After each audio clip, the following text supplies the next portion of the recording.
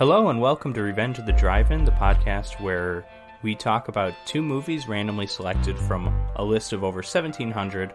We're looking at horror films, action movies, exploitation movies. We're looking at both horror movies today. We're brought to you by the Grandma Sophia's Podcast Network, so be sure to check out the Grandma Sophia's Cookies blog for all things DIY, NYC, and all your music and pop culture needs. And I'm your host, Patrick, and I'm joined once again by a special guest. Handsome young Dilf, Joshua Ramos. Yeah, Josh, you were our first repeat guest. You are now our first three-time guest. This is the first time we've had you on, and we're not talking about a Halloween film. And I'm kind of excited to not talk about a Halloween film as well. Well, you don't like Halloween 3, too, so, Halloween 3 is barely a Halloween movie. We've talked about this. I mean, yeah, it's its own thing, but instead, the movies we're talking about this time are Deep Red, from director Dario Argento, 1975 film, which, at least when we're recording this, is available on Shudder. I feel like it's been on Shudder for a long time, so hopefully that doesn't change. And then we're talking about Saw 2, which I think as of when we're recording this is on HBO Max, but I'm not 100% sure. Yeah, so, Josh, this is your first time seeing Deep Red, I believe. Had you seen Saw 2 before? I had seen Saw 2 probably when it first came out in 2005, or maybe I caught it on TV or VHS or DVD, I guess, in 2006. Yeah, I think VHS is kind of gone by then. It had been a long time since I had seen it, but it held up, I guess, sort of. I enjoyed the watch, but we'll get into that. Yeah, are you a fan of the Saw series, I guess? I wasn't 100% sure, but I feel like when I reached out to you, I'm like, you've at least seen the first movie. I feel like anyone who knows anything about horror movies has at least seen the first movie, whether or not I really liked Saw. The later ones, they were like fine. I watched I think the first maybe 3 or 4, definitely the first 3, probably the fourth one I kind of stopped. But I did go see The Book of Spiral this year. Oh yeah, Spiral from The Book of Saw, one of the weirdest film titles ever. But not a half-bad movie. I didn't know what to expect from that, but it did not let me down. I think that's probably the third best Saw movie, which you could argue is not saying that much because most of the Saw movies are terrible. But they've, at least for me, always been an enjoyable terrible. Like I like the Saw movies even when they're bad. But the Spiral from The Book of Saw, I don't think I even would say is bad. No, it's not perfect. It's not a bad movie. It's not in my top 25 of the year, or last year, I guess, but that just goes to It probably is for me, because I didn't see too many movies. It's like, okay, West Side Story, No Time to Die, Godzilla vs. Kong. Dune. I liked it. I liked it more than Halloween Kills. Halloween Kills was a hot mess. Yeah. So here we are already talking about Halloween movies again. It's hard not to. Let's start with Deep Red, which is not a Halloween film, but it's a Christmas film.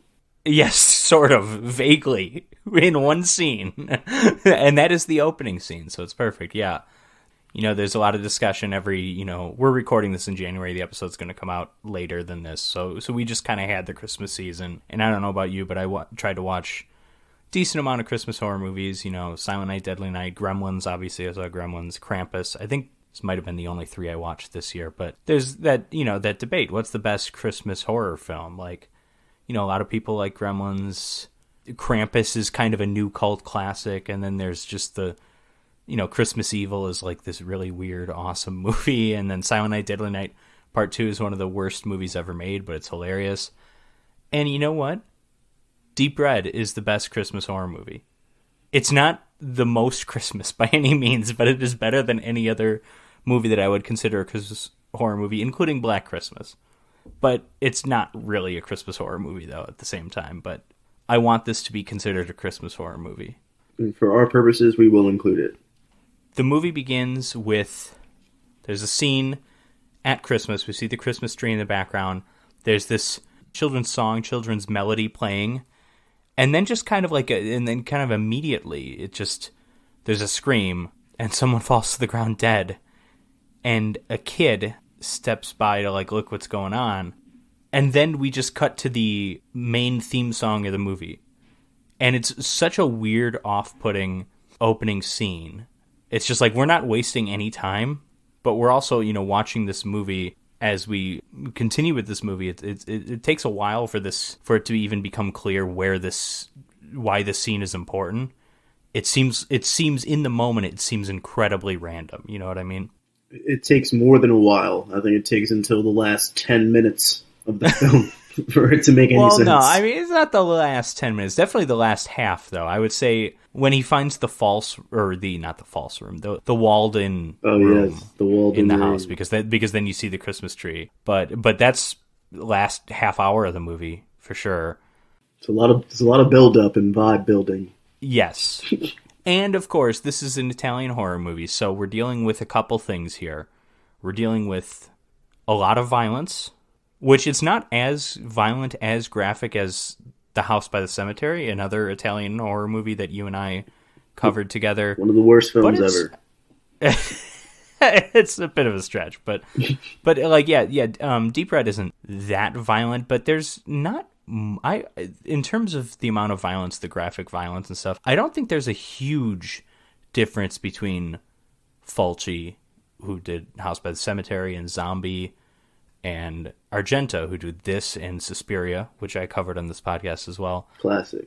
I think it's all about everything around the violence, and I think a lot of plots... This is what I was going to say when I said, we're talking about Italian movies. The plots are kind of not super important in a lot of these movies. They're not always clear. We kind of had that with House by the Cemetery. You have that with Suspiria, which is a masterpiece. This movie is one of the most clearly plotted Argento movies that I can recall. I mean, Argento can make a good movie even if you don't know what the hell is going on, but you kind of know what the hell is going on here. A little bit. You know enough. There is a story, and it works. But, again, Argento, beautiful cinematography. That's like a guarantee for these classic Italian horror movies, whether it's Mario Bava, Dario Argento, Sergio Martino, whoever directing. And everything's really... This is a Giallo movie, so it's really stylistic. And the way he shoots certain things is just really out there. But awesome, and I for me anyways, I just can't take my eyes off the screen when this movie's going on, even when there's really weird stuff or really violent stuff, Yeah, definitely feel that. And you're right about, you can know what's going on, even though it's a subtitles movie. I'm sure if you do it on mute and just watch what's happening, the vibe is there. You watch the subtitles version? Because I watched the dubbed version. I did not watch the dubbed version. Okay. Interesting. So I'm curious if the language is the only difference, or if there's maybe a little bit of a different cut with the Italian version versus the English version. Oh wow! But hey, maybe we'll find that out as we discuss this, because just the last episode I recorded with Jim, where we talked about King Kong versus Godzilla, this was exactly the same thing. He saw the subtitle, or he saw the dubbed version. I saw the subtitled version. And we ended up with very different movies in a lot of ways. I'm curious if that's the case here, but all right, let's find out. But so far we're on track here, it sounds like. Yep. So the theme song, the score, is by the band Goblin, who also did the score for Suspiria, which is one of the best horror scores ever. They also did the score for Dawn of the Dead, the George A. Romero movie. Beautiful music, really kind of funky at times. The theme song is great. It gets me pumped. The song that they play when the main character is searching that haunted house place is a really kind of awesome, funky, George Clinton kind of music, and I'm really into that. I love this score. Yeah, it was very out there. I was trying to think of a genre to classify it as, and I couldn't even do that. I've always heard Goblin described as a prog rock band. Okay. And I'm not super familiar with prog rock. I love Pink Floyd. They're one of my favorite bands ever, and they're considered progressive rock by a lot of people. But if you listen to Pink Floyd and you listen to other bands like Rush that are described as prog rock, it's there's no similarities between them. There. So Yeah, I don't think Pink Floyd is probably the best representation of prog rock. I would consider them more art rock, but maybe that's just me being a nitpicker. I don't know. I'm not that into prog rock, so I couldn't tell you. I don't know if I'm into prog rock, but I love Rush, but I don't know if I'm into prog rock. Do you? I mean, Rush is Okay. got bangers. I think it's just like that guy's voice is just super interesting. Yeah, it is. Geddy Lee. Yeah.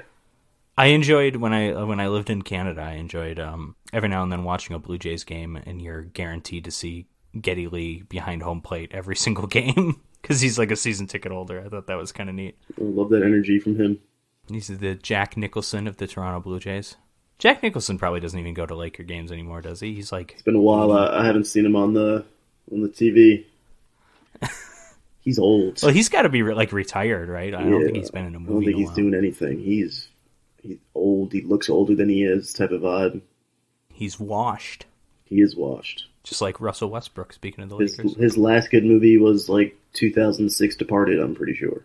Okay, I was worried you were going to say Anger Management for a second. For some reason, I forgot about The Departed. Yeah, I mean, like same era. Yeah, exactly. The latter day Jack Nicholson. About Schmidt, great one. I'm a big fan of that movie. I don't know if I've ever seen About Schmidt. 2002. It's an Alexander Payne movie. I love me a depressing comedy. That's one of my favorite genres of films. Comedies that make you feel like shit. Well, I'm thinking like Sideways. Some people call Eternal Sunshine a comedy. I've never really seen it as that, but maybe Eternal Sunshine fits into this genre that I'm talking about. I don't know. But shout out to DJ Ryan out in Long Island because that's like his favorite movie for some reason. Oh yeah. When you said that's his name. When you said DJ, I was picturing like a DJ for some reason. Yeah, no, that is his favorite movie. Yeah. I was picturing like an actual DJ. He is a musician though. He is. Though I've never heard him play, so who really knows? Yeah, he might suck. Who knows? Who knows? Anyways, you want to get back to Deep Red and the European Congress on Parapsychology, which is where the film picks up after the credits. That was a question. Oh yeah. I mean, when the band is jamming. Huh? The jamming band. Oh, like after the credits. Yeah. Yeah. Okay. Yeah. That was awesome. I love that dive right in. The American jazz. And I was like, are these people playing jazz? And then they were like, we have to play it like jazz. They immediately said it. I don't know what you're talking about. I think we're talking about a different scene here. We're talking about when they're at the college and the band's jamming and they're saying play trashy. And then they switched the conference. Did they not have the jazz band scene in Deep Red? I don't remember it. I saw this movie a few days ago, but you're saying it was like a really brief scene? Yeah, it was very, very brief. It was very brief. I'm assuming with the main character because he's a jazz musician. Yeah. Okay, I don't remember that. I thought it goes right to the conference after the credits. I could be wrong. I don't know. Anyways, it's a forgettable scene. Okay.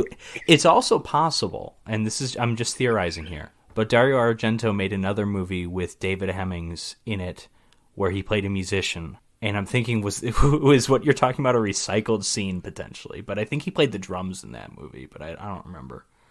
Anyways, the European Conference on Parapsychology, we open up, it's in this like grand opera house, beautiful red building, red like amphitheater area, and we have these three people on the stage, and it's kind of, we like jump right into it. We get this woman, it's Helga, right? Helga Ullman.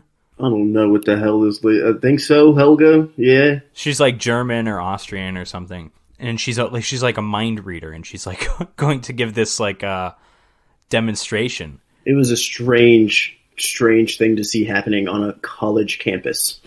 Yeah. That's the thing. It's like, okay, we're at this like your conference, and you think like, okay, so people are going to be sharing academic papers and stuff, and then you just get this like circus act up there. It's a little weird.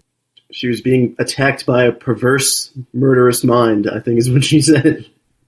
Yeah, because at first she displays that her powers are legitimate because she's able to close her eyes and pick out someone in the crowd and then know what he has in his pockets and stuff like that, and they confirm that she's never spoken to that guy before.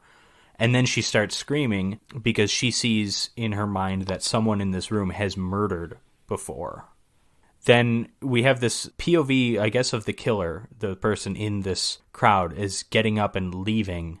And then that's kind of that. And then sometime after this conference, Helga Ullman is leaving with her professor friend, and again we get POV camera and we're just like following her, watching her, and it's really kind of creepy. You know, we talked about the POV camera, you and I did, in Halloween. This is kind of similar to that, and of course at this point we've got the black gloves, which is a Giallo staple thing, you know, for the killer.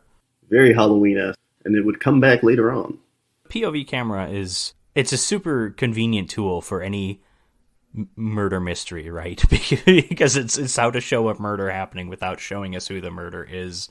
But there's also something handled really well, whether it's by a John Carpenter or a Dario Argento or a Michael Powell with Peeping Tom. It can be just like genuinely disturbing too, because you're seeing things through the eye of the killer, and a powerful director can use that in just kind of ways that just mess with you. And I think that's kind of what's going on here. Yeah. I mean, disturbing is a good way to put so many things that happened in this flick. So, Helga Ullman is at home. She lives in an apartment building. She's on the phone, and she starts growing uneasy, and we see someone has snuck into her apartment building, or her apartment, I should say. Meanwhile, outside, we meet our main character, and his name is Marcus, or they call him Mark throughout the movie. He's played by David Hemmings, British film star, eventual television and film director. I know he directed some episodes of Quantum Leap. He directed a movie or two that I saw that kind of sucked. And he's also the star of the most boring film ever made, Michelangelo Antonioni's Blow Up, which I've referenced on this podcast multiple times. It's a great movie, but genuinely the most fucking dull thing you will ever sit through. No one who's like not a film student should ever watch that movie. And I'm not a film student, so I don't know why I have watched that movie. But yeah, David Hemmings here. And he's speaking with his friend Carlo, who's a drunk. And he's just like sitting outside. And this is a little bit of a weird scene. I found it kind of distracting, because in the background there's like this bar, this like corner bar with like glass, all windows everywhere. Called Blue Bar. Oh, is that the name of it? Yeah. But yeah, they're clearly trying to recreate the painting. I think it's Edward Hopper. Yeah, the Chicago painting. Is it Chicago? Yeah. It's I don't know if it's supposed to be in. I mean, it's at the Art Institute of Chicago. I know that. I don't know if the painting is supposed to be in Chicago. I think it's Edward Hopper. It's somebody like that. It's a name like that. Such a learned man you are, truly. I mean, who doesn't know Edward Hopper? But yeah, it is clearly mimicking that. It's definitely it's clearly doing that, and I don't really know why, other than it looks kind of neat, but it's kind of distracting after a while. And then I found myself like looking in the background, because there's only a handful of people sitting in that bar, and they are so still. They move a little bit. It's not like it's just like a matte painting or anything, but they were like distractingly still. And I found myself watching this movie like focusing on them more than I should have been, just because there was like something off about that. And there's a scene later on where I kind of felt the same thing about extras in the background, and like, what the hell is going on here? Why are the extras just not doing anything? And it's really weird, and I don't know the reason for it, and I don't know if I even like it. But anyways, that's just my observation. I have the same observation. I also noticed that too. It was very strange. It was strange. I didn't really think about it till just now, but now that you're mentioning it, they were like fucking mannequins. They weren't moving at all. Yeah, it's almost like, maybe you could say it's like dreamlike in a way, and maybe that's what Argento's going for. I don't know. I mean, now that you're saying dreamlike, I mean, it's probably yes. The scene also has like the most fucked up line in the movie. Which one is that? It's when they're about to part ways, Carlo and Marcus, and they hear, I guess, she gets attacked at the same time, and they hear the scream.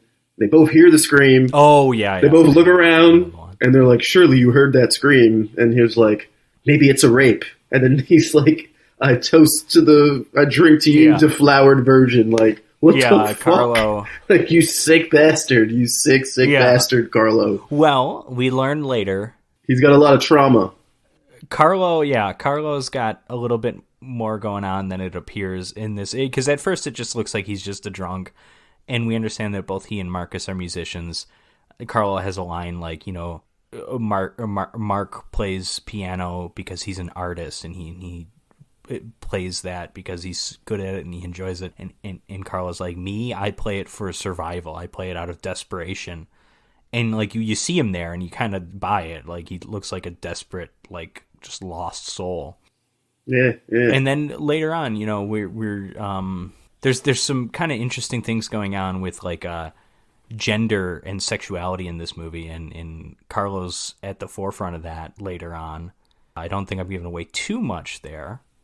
No, I think you're right on track. Yeah, because that's introduced like in the first half of the movie still. But anyways, Helga Ullman is attacked in her apartment with a butcher's knife, and they hear the scream, and then eventually she's kind of thrown through the glass, not like full through the window, but just like through the window enough to like get her neck caught on like the broken glass. And Mark looks up and sees that, and that's when he goes running in trying to do something. He's a hero. I simply would have called 911, if that, or maybe I would have just ignored it. Or whatever the Italian equivalent is. It's like it's a different number in each country, I think, pretty much, isn't it? So. Oh yeah, I listen. I'm a Bronx boy. I don't call 911. Yeah, you don't call the cops. Yeah, he runs in, no hesitation. He didn't even look to see if anyone else saw what was happening. And it was kind of weird because at this point we don't know that this is also his apartment building. Yes, I didn't know that either. They explained that because it looks like he just like gets in and is able to find the apartment really easily. We learn later he lives in the building, and it's like, okay, so he would probably know which door that was. But you know, in the moment, it's a fast-paced scene and everything. And as he gets in, he goes down this like long hallway of like artwork, and then finds this poor woman, pulls her off the glass, but, you know, it's too late. She's dead. Very dead. Then he looks out the window, and he sees Carlo back in the street again, which Carlo had left, but he kind of wandered back. And he also sees someone in, like, a black trench coat, black, like, leather trench coat and fedora leaving the building. Yes. Suspect number one for the audience. Right. So, then we have the cops in this scene, and the cops are talking to him, and he's just, you know, he's telling them everything that he knows about the situation. The cop is a bigot. The cop is a bigot against musicians. He's a bigot against foreigners. Mark is clearly a suspect, and the cop is letting him know that. Okay, yeah. And then in comes Daria Nicolodi, Dario Argento's wife, who's acting here as a photojournalist named Gianna. Yeah, and she just kind of shows up, starts taking pictures of everything. She takes pictures of the crime scene, pictures of Mark, and starts talking to them. And right away, like, she's got like kind of a weird energy. She feels kind of comic relief. You need a little bit. I'm kind of here for after this violent, disturbing scene we've just seen. Like, okay, we need some levity here. She's my favorite character. Yeah, I think she balances the movie a lot better than I remember her doing, because I've seen this movie a number of times. But she and Mark, because they eventually start investigating this thing together, not really going through the cops at all, because that's just how Giallo movies work. Cops aren't always a big part of the investigative part. It's always just like your layman doing the work. They have this kind of like buddy cop energy, which I kind of appreciate, because like Mark is this kind of misogynist, and no, he's a piece of shit. Well, yeah, you know, and then Gianna's this liberated modern woman, and she still throws him pussy, bro. Yeah. Despite all the fucked up things he says about gender to her, she still throws him pussy. It's terrible. There's like a 20 minutes timeline of them like just having this little back and forth interaction, and she's like calling him sensitive and bringing up his anxiety, and he's claustrophobic in the car because her car's all fucked up in the seat. They can't open the door, and it's like she's just like being a funny person, and he's just kind of a dick, and she still wants to bone. Like she's very straightforward, which I respect. This is the 70s. She was ahead of the game with how straightforward she was. The arm wrestling match, like what was that all about? Oh, that scene's fun. Yeah, it's just it goes on for too long, but that scene's fun. Yeah, it's like it's like a 5-minute scene. They really meander for a while with just them two interacting. Oh, but before we get to that, there's another kind of wrinkle to this mystery because eventually Mark goes back outside and talks to Carlo again, you know, because he had seen the killer and he was kind of wondering, like, okay, Carlo, maybe you saw that person wander, but Carlo doesn't know what the hell's going on. Mark also describes that when he was entering the apartment, he noticed a painting, a distinct painting, that when he went back in there with the cops wasn't there. And so he wants to know what the hell was up with that. And Carlo is telling him, you know, just forget about the whole thing. Like, you're not making a lot of sense. Yeah, Carlo goes into a great speech about truth, memory, and perspective. It's very, very deep stuff from a somewhat drunkard loser. Yeah, well, I mean, it's the drunken man's wisdom, right? You know, who among us hasn't had that great conversation at a bar with a dude that can barely stand, who's just like, for no reason, talking about really interesting stuff out of nowhere. And it's like, yeah. Shout out to those drunk dudes everywhere. Especially in Rome. Especially in right? Rome. That's where this movie takes place, right? Yeah, this is Rome. Yeah, oh yeah, definitely. Yeah, no, we see those, like, the scene with earlier with him and Carlo talking. They're by some like fountain. I don't know what it is. I don't know the name of it, but it's almost like a miniature Trevi fountain, and it's really neat. But yeah, I'm sure that's a famous thing. I'm sure people who have been in Rome longer than I would know what that is. Because I have been, as I've mentioned on this podcast before, I was in Rome, and it was for an academic conference. And unfortunately, it was not the European Congress on Parapsychology, because that would have been a lot of fun. Would have, hated to have missed out on that. But, it was just on James Joyce, whatever. I would love to one day go to Rome and stand where Lizzie McGuire has stood. Incredible film, by the way. Lizzie McGuire. Yeah. Hilary Duff.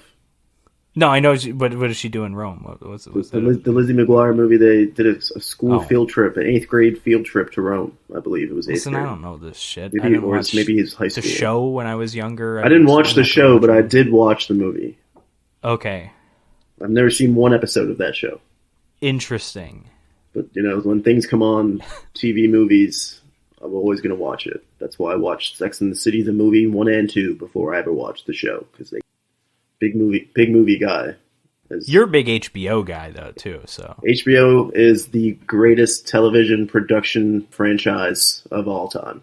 I mean, it is, but it's almost like not even fair, just because they throw so much more budget behind anything than any other network has been willing to do. I think the more interesting thing is, has there ever been a show, a more impressive television production, just like an individual program, that's better than the best stuff on HBO? Whether it's The Sopranos or, I'm watching Deadwood. It's great. Ooh, I really want to watch Deadwood. And I think there's a few. I think Twin Peaks 2017, Twin Peaks The Return on Showtime, I think competes with The Sopranos, for just overall impressive artistic product. And then I guess like Breaking Bad is up there. I enjoyed Breaking Bad better than The Sopranos. I wouldn't say it's better, but I enjoyed it more. It's a different ride for sure. HBO is crazy because they'll have, like, right now there is a show that came out a month ago. All 4 episodes came out in December. It was Olivia Colman, Oscar winner Olivia Colman. There's top 3 actresses in the game right now, and I'm pretty sure no one watched the show. Frances McDormand and shout out to Macbeth. Who's the third? What's this? Carey Mulligan? Amy Adams? I would say the lady from Viola Davis. I think I would go Viola Davis, maybe. Jodie Comer. I don't even know who that is. She's in The Last Duel. She's also in Killing Eve. The Last Duel is so good. That's neither here nor there, though. Go see it. Which one, the Last Duel or the Olivia Colman show? What's the Olivia Colman show? I don't know. That's the Landscapers. And okay. The actor that plays with her is the guy that played David Thewlis. David Thewlis, the guy from the werewolf from the 3rd Harry Potter Yes, movie? he is. He is Remus Lupin from Harry Potter. Yeah. He's also going to be in Avatar 3. I question the validity of any Avatar sequel news at this point. I don't know if we're ever getting the second one even, but who knows? Supposedly December of this year, so we'll see. The only reason I even think that it's actually coming out is because as of, I want to say 2 to 3 months ago on Twitter, we've starting to see people, starting to post Avatar behind-the-scenes stuff, and I feel like the studios are doing that thing that they did with The Sopranos, where they started like talking about it a lot on social media. And the next thing you know, they're rolling out a Sopranos movie type of thing. So the hype is starting to build. They're starting to build. What did you think of the Sopranos movie, by the way? I thought that they should have made it into a miniseries and not a 2-hour film, and tried to rush a lot of things. I was disappointed by it. Because I had finished the show a few months before the movie came out. And I think at the end of the day, the movie just didn't add anything. You know, it didn't really justify its own existence. It was really neat to see Gandolfini's son in that role, but I didn't really get a whole lot out of any of the things. Plus, Ray Liotta is an absolutely terrifying human being to look at on screen nowadays. Yeah, a lot of close-ups of his ass. A lot of close-ups. Yeah, a dual role as two leathery corpses. Ray Liotta. I feel bad for him, man. Like, but anyways, back to Deep Red. So we've got these two characters. This is Gianna and Mark. They go to the funeral for Helga Ullman, and they take note of the professor who was the guy that was sitting next to her on the stage at the conference. And then they eventually go and talk to him, and this is after the little comedic scene of they're in Gianna's car, which is this, you know, broken down hoopty, and, you know, it only one door opens, and then if you lock it from the inside, it won't be able to open or unlock, and it's a weird kind of fun scene. This movie is more comedic than I remembered it being, you know, but I kind of like those comedy moments. They mostly, or maybe even exclusively, come from Gianna. But I think they're fun. They are fun. I liked her a lot, and she's kind of hot in a weird way. Oh, I should also note that based on how Gianna's personality is in this movie, you wouldn't think she's a murderer at all. You know, like, there's no reason to suspect her. But I will point this out in that before the murder, the murder of Helga Ullman, we see an extreme close-up of someone putting, like, eyeshadow along their eyes. And I will say, Daria Nicolodi is wearing some relatively bold eyeliner, and I don't think they were. I don't know if that was really supposed to be like a red herring. Even I think that's almost more just a coincidence. I would agree. I think it is a coincidence. Because I don't think they're wanting to tell you that, you know, this Gianna could be a suspect. Nor do I think that because technically, the extreme close-up of the eyeliner where we don't know who it is, technically that could just be a random scene of Gianna before we've met her. I don't think it's doing that, though. I think it's more just because just to kind of blend into the shadows, the killer, you know? Yeah, they had, like, the weird scene with, like, the fucking baby doll head, and that was so strange. Yes. Marcus and Gianna meet with Professor Giordani, and they talk about things, and they... Eventually, this might be in a future meeting with them, but eventually they get on the topic of... Oh, well, no, this is later. I was thinking of, like, eventually they talk about children's music, because that comes up later. But no, they're just, like, they're at the theater, and they're just trying to figure out, okay, what's going on. And Professor Giordani is there with some other professor guy who points out that, like, hey, I seem to recall that when she was talking about someone here being a murderer, that someone in the middle of the row got up and left. And so they're thinking, okay, that's probably the murderer, right? But they don't really know anything else. So Professor Giordani doesn't, at this point, seem super helpful. He ends up being a big part of the movie later on. I don't know if you'd necessarily expect that here. No, I did not see that coming at all. At all. So Mark eventually kind of tries to split with Gianna. This is after they have that arm wrestling scene. This is where we get a lot of the gender dynamics of, you know, she's... like, oh yeah, you're a big, strong man. You have to be this, like, you know, be all this macho, like, lone wolf type stuff, because he wants to go on and do this investigation by himself. He doesn't want her with him. He says he can't work he says either he can't work or you shouldn't work with liberated women. There's also, we got to point this out too, because this is important later. This is after they fuck too. It's crazy. They did not fuck in my version. Wow. That is edited out of the American release, I guess. It's they don't show it, but it's like they're showing him and her dressing, like putting clothes back on. Yeah, I guess. Okay, and she says that, like, before that she was talking about, like, I know how you could, like, you know, lose your anxiety and, like, calm down They do the cut scenes, and then he's putting his clothes back on, or his shirt, buttoning his shirt up or some shit, and she goes, "See, I told you I knew how to calm you down," or something like that. Heavily. Yeah, see, I don't remember any lines like that. So, wow, interesting. They're taking out the sex. The American Puritans taking out the sex, but not taking out the violence, fortunately, because that's what you're here for in this movie. But yeah, so yeah, he wants to go out on his own and investigate this, and he wants to go and find Carlo, and he ends up speaking with Carlo's mother, who's this like old woman. She's like really pale and kind of weird looking, like almost looks like maybe it's old age makeup or something. I mean, I wasn't 100% sure what's going on there. She's just kind of weird. And she there's this, I guess this is a bit of a comic relief scene too, because she for some reason thinks he's an engineer, and she keeps talking to him like, "Oh, you're an engineer," and he's like, no, actually I'm a pianist. And she's like, "Oh, an engineer and a pianist, you must be brilliant," or something. It's just kind of a weird scene, not the most important, I guess you could say, but she eventually tells him, like, okay, Carlo is at this address, go find him there. So he goes, and to his surprise, this is the home of, I don't know if it's a gay prostitute or just another gay man, but this is where Carlo has been hanging out. And Carlo is once again drunk, and this is where Mark discovers that he's gay. He didn't know that. He claims he doesn't care. Says he doesn't care. Yeah. Which this is like the one good thing about Mark's personality, I guess you could say. he's pretty accepting of the LGBT community, just not accepting of liberated women, I guess you could say. Yeah, I mean, he's a dick.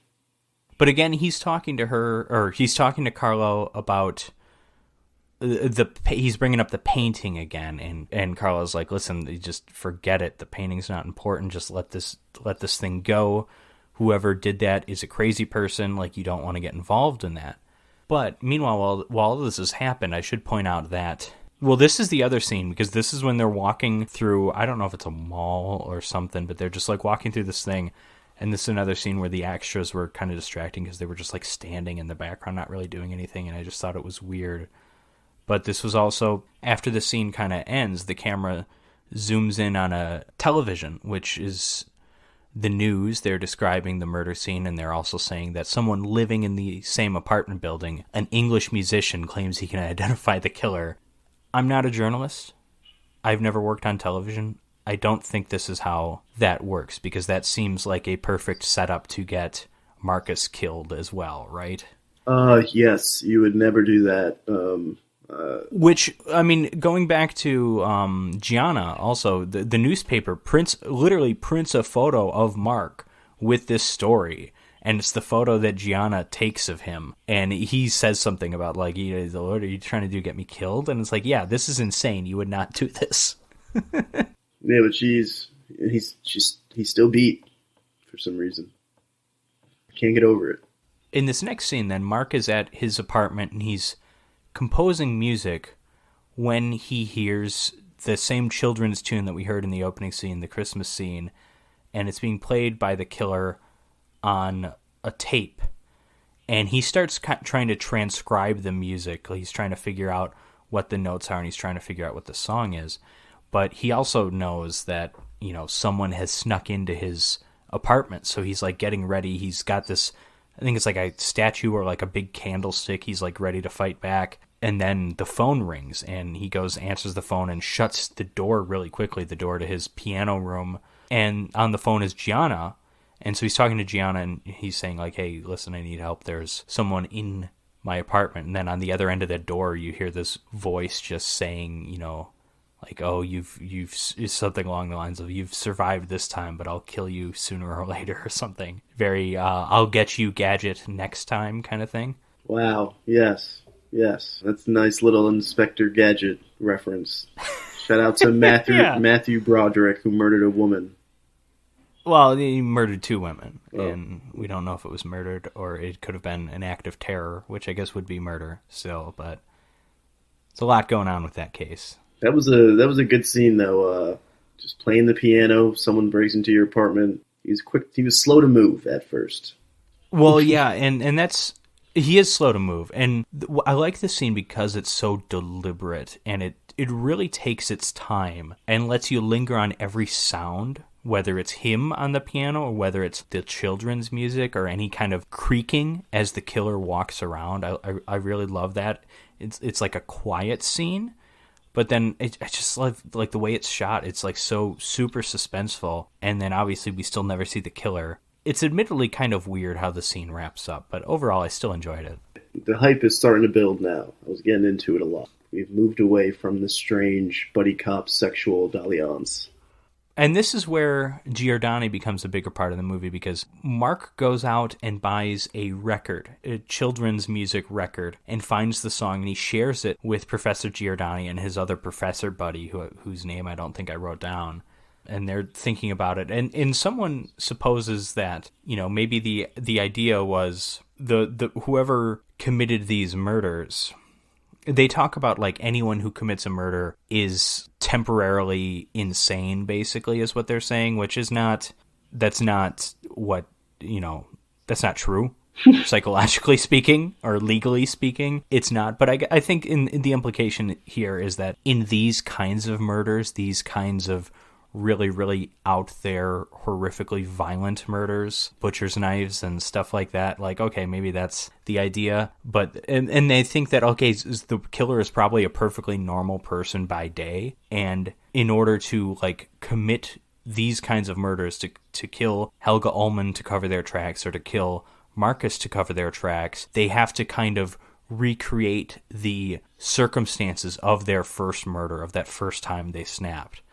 And I think that's a really interesting idea, actually. Again, not psychologically, not something you'll read about in psychology textbooks, but it's a neat idea for a movie, I think. And now it's starting to, the music is starting to come into play a little bit, and we kind of understand what's going on here. This is still, a lot of pieces are still loose at this point, but it's starting to come together.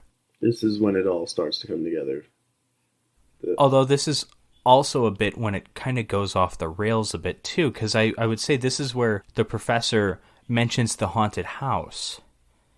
And this scene, admittedly, just like, it kind of comes out of nowhere, but he mentions like there's an old urban legend of this haunted house in Rome where people can still hear singing at night from these ghosts. And he's like, oh, I think there's this book I recall reading. It's about folklore, and you know, go check it out. It's by Amanda Ragetti, who's, I'd just like to point out, that's the name of the author in this movie. It's also the name of an actress from the Friday the 13th remake. Shout out to her. I think she's the final girl. I could be wrong. That movie kind of has two final girls, so to speak. It kind of has two main characters. But so he goes to this archive and looks at this book and finds the story of the screaming or of the singing ghosts in the haunted house, and he just like rips out the picture of the house and he takes it and he's trying to track down the house. Meanwhile, Amanda Ragetti, the author, who lives in a house that's kind of in the middle of nowhere, and she finds herself stalked by the killer. And at this point, I will just say, I have no idea how the killer knows to track down her. Same. I didn't really understand that connection. I don't think the killer could have overheard the scene with Giordani, so I don't think the killer is anywhere nearby. And then the scene where Mark is calling Gianna and telling her about the book and about how he wants to find out where she is very pointedly in a very busy and loud coffee shop, which is another comedy scene. It's like both of them are having trouble hearing each other. So even if the killer is there, I don't think the killer is taking that information. So yeah, I don't know how the killer finds out about Amanda Ragetti. But I'm glad the killer does, because this is an incredible scene. We get lights out. Amanda Ragetti has a couple of birds, which, as she kind of freaks out, she knocks over one of the bird cages, and she arms herself with a knitting needle, not unlike Jamie Lee Curtis in Halloween. She's like got it out, like ready to stab whoever comes by, and then boom, the bird flies right into it, and the bird gets stabbed and killed, and it's amazing. And for a moment, there's brief House by the Cemetery flashbacks with the with the stabbing of the bat, except this is a lot briefer and less excessive than that scene was, of course. More tastefully done. It was tastefully done, the killing of the bird. The stabbing of the bat. We get another animal killing later in the movie that I think is real, though. House and Cemetery Drive, stabbing of the bat, one of the most disgusting things I've ever seen. Scene just goes on forever. Forever and ever and ever. It was literally minutes long. It's still burned into my brain. But anyways, this killer attacks Amanda Reggetti, smashes her into the wall a few times, and then puts the hot water on in the tub and basically scalds her to death. It's kind of amazing. And as the killer's leaving, we see Amanda has just a little bit of life left in her, and she's trying to write on the tile wall something because there's been so much hot water that there's steam everywhere, and okay, you can write on the steam, but then the window kind of opens and then the steam goes away, so whatever she wrote, we don't see it, you know. Really, really interesting, really well done, that scene. Frightening, weird. We get the puppet with the noose, which is always creepy. Puppet with the noose was creepy. Yeah, we get a lot of puppets in both our movies tonight. A lot of puppet mayhem. Meanwhile, Mark finds the house. He's trying to investigate it. He has to go because it's like this house that's for sale. So I guess he goes through the real estate agent who lives nearby. But meanwhile, he also goes to Amanda Reggetti's house, finds her dead, and then inexplicably doesn't tell the cops, and just tells Professor Giordani about it. And they're talking, and Giordani's like, "Oh, the cops have probably found the body by now, right?" And I'm thinking, what? He hasn't told anyone but you? So that was weird. So as Mark goes and investigates the house, Giordani goes and investigates the murder of Amanda Reggetti, which at this point, the body is gone. But after he goes into the bathroom and after he runs some hot water for a bit, he notices that things kind of steam up a bit, and he notices, well, I think it was the way Mark described that he saw the body as if she was pointing to the wall. It looked very unnatural. And so he ends up running all the hot water he can to try and see what she wrote. And it just says, "It was." So we don't get a name, but we get... I like this. I like this stuff a lot. And I wonder, how would she have known? I don't think she knew who the killer was in real life, did she? Yeah, that's a... What was their connection? There wasn't. That's a fair question. Other than, I don't know. Because you could say, well, because the house where things are taking place, okay, that, the murder house, the haunted house, that's a local house, and the killer at one point lived there, we learn eventually. Maybe Amanda Reggetti was from the area and would have known that? I don't know. I'm just thinking, you're right. I don't think that's completely explained. I love that we can just come together and poke some holes in this flick. Well, yeah, but I will say, as far as Italian mystery, Giallo, horror movies go, this is one of the easier to follow plots out there. They get a lot weirder, and they make a lot less sense if you go in certain directions. So I overall, this movie's great, but it's a little out there. And so Marcus is investigating the house. He finds behind some paint that there's a children's illustration of a murder, and we can see that it bears resemblance to the opening scene. There's a child holding a bloody knife with a dead body on the ground, and then there's a Christmas tree. It all starts coming together now.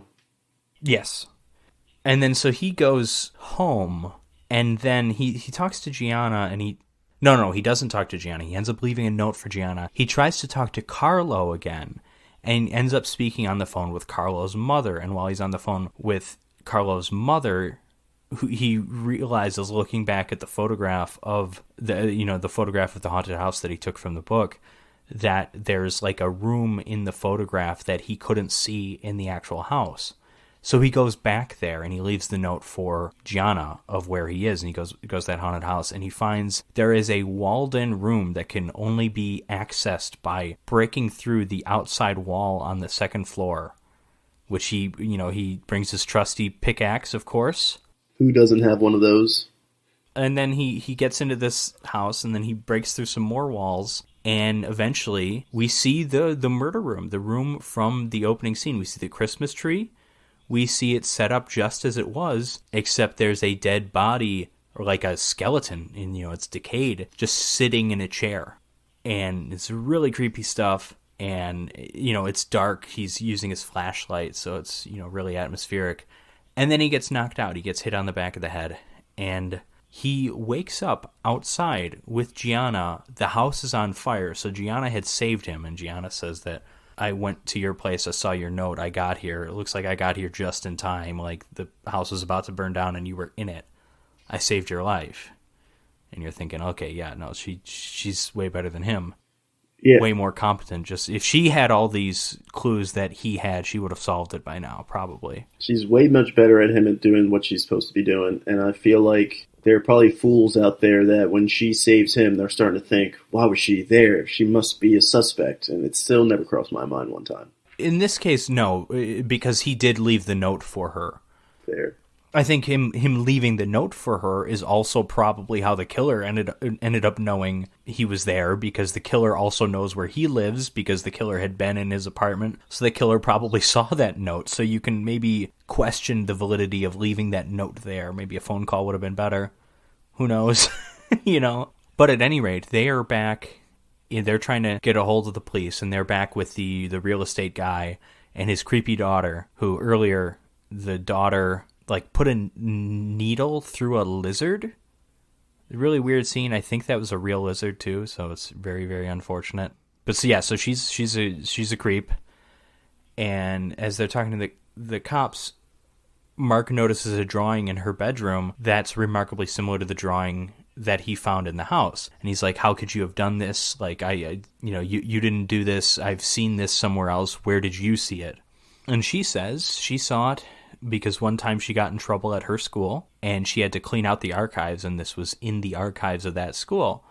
And they find out that the school is nearby, so they head there and they break into the school and they get to the archives looking for this drawing, hoping to find a name for it. But at this point, Gianna wanders off to go call the police. Marcus finds the drawing, sees the name, and knows what's going on, but then realizes that he doesn't know where Gianna is, so he looks for her. He finds her. She's been stabbed. She's still alive, but she's been stabbed. She's on the ground now, and she says to him, like, do you know who it is? And he's like, yes, I know. I saw the name. And then we have a little bit of a cat and mouse walking through this old abandoned school until eventually he's just like, listen up. I know who you are. There's no use hiding. And then we see that the killer is Carlo. And Carlo, potentially not drunk in this scene, we don't really know, is pointing the gun at his good buddy. And he says, listen, I'm sorry, I don't want to do this because you are my friend. I like you. But I told you to just leave all this alone. Why didn't you listen to me? And he's almost breaking down. But he's ready to kill him. But then the cops burst in and scare him off and chase him off. And then this scene is weird. This scene is insane. And I have kind of mixed feelings about the scene. Part of me loves it. Part of me hates it. But Carlo gets into the road, gets hit by a street sweeper, and then kind of stumbles to the side, and then gets his leg caught on a hook hanging from the end of the street sweeper.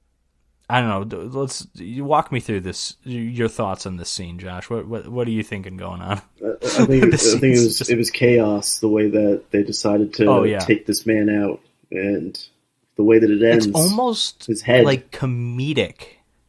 Because it goes on for so long, it's so excessive, it's so violent, because you're right, it would have been one thing if he just got hit by the car. They could have done a Final Destination kind of thing, just run over by the street sweeper. But no, he gets caught on the end, and he gets dragged a mile. He's hitting his head on the curb, he's all this, and you think, oh, Jesus. And then eventually the truck stops at an intersection, and then a car just runs over his fucking face. It's amazing. It's amazing, and it's horrific, and it's violent, and I don't know if it's meant to be, but to me it's funny. It is funny. I think it was supposed to be funny. I think it might be supposed to be funny, but it's a weird tonal shift for them. If it is supposed to be humor, it's weird for them to go for that here. In what we think is the climax, we learn soon enough it's not the real climax. But I think, the movie kind of throws you for a loop here. If the movie just ended here and, this was the resolution because Carlo was the murderer, I think this would be really weird and kind of an unsatisfying ending. But I think because what we get after this is so awesome, it's pretty, it's satisfying still. So what happens after this is Mark learns that Gianna is okay. She's in the hospital, but she's going to be all right. And then as he's walking home, he's in that same stretch of road where he had spoken to Carlo before. He realizes, wait a second, Carlo, you couldn't have killed the German psychic. Like, you were with me. Not sure why it took him so long to realize that. Yeah, yeah, it's kind of, yeah. Especially because it's because when he saw the person with the trench coat leaving the building, he saw Carlo there too. There were clearly two different people, but so he's like, wait a second, it wasn't Carlo. And so he goes back into the house, or into the apartment, takes down the police tape, and gets in, and is looking for that piece of artwork that he says is missing. And as he's looking at it, he realizes it wasn't a painting, it was a mirror. I saw a mirror, and what I thought was missing, I thought it was a painting of a person, but no, it was a face I saw in the mirror. He's like, oh my God, the killer was here when I got in here. And then he sees who the killer is. And then the killer shows up, and the killer is Carlo's mother. Who had their money on Carlo's mother? Anybody? I didn't have my money on Carlo's mother, but when he was walking through the hallway originally and he sees, it was clearly a reflection. It was clearly a person there. Well, the first time I saw this movie, I don't think I noticed that, but I mean, now when I've seen the movie, I know what to look for. So it's interesting to hear the perspective of you seeing it for the first time and noticing that. Because again, when I first saw it, I didn't see that, but yeah, it's I think it's a nice twist. It's kind of an in plain sight kind of hidden twist kind of thing. I like it. I think it's well done. I do think it, your mileage may vary as to how well this works for you, how much your mind is blown by this twist ending. First time I saw it, I think it really got me, but like now I'm like, oh yeah, I could see there's some clues here and there, but well, not really. And it's really just the one big clue. If you notice it in that one scene, then you kind of know. There's not really clues after that as to the real identity of the killer. Yep. So Carlo's mother speaks with him a bit, and then we see a flashback, but she's like, listen, Carlo never killed anybody. He was only like sticking up for me. And then we see the flashback to around Christmas. Carlo's mother is speaking with Carlo's father, and Carlo's father's like, hey, listen, you've got to go back to the insane asylum the doctor says you have to go to. And she's like, no, I'm not going. And he's like, oh, but you have to. And she's like, no. And then she just grabs the knife and stabs him in the back, and that's right in front of Carlo. Carlo picks up the knife, of course. And this is while Carlo was playing his children's record. And so that's why she has to play the children's music whenever she's about to kill anyone. But like, I love how quickly we snap out of that flashback, because like the second that flashback's done, she is swinging her butcher's knife at him. Like, it's amazing. They don't waste any time. And this is where the two of them fight, and the fight eventually takes them out to the hallway where there's the elevator shaft. And this is one of those, what do they call this? It's one of those elevators you'll see in old buildings, because it's an elevator shaft that's like open. It's not, it's got those like you can kind of gates, not walls. You know where they have those in the Lizzie McGuire movie in Rome. Okay, there we go. I was going to say in Titanic. It's also, I think that's just like it's an old-timey thing. It's an old-timey thing. It's definitely, I feel like, still used in some places in Europe. It was in Casino Royale. Oh, yeah, of course, memorably. Yeah. Definitely. Definitely a European vibe. I don't think I've ever seen that in America anywhere.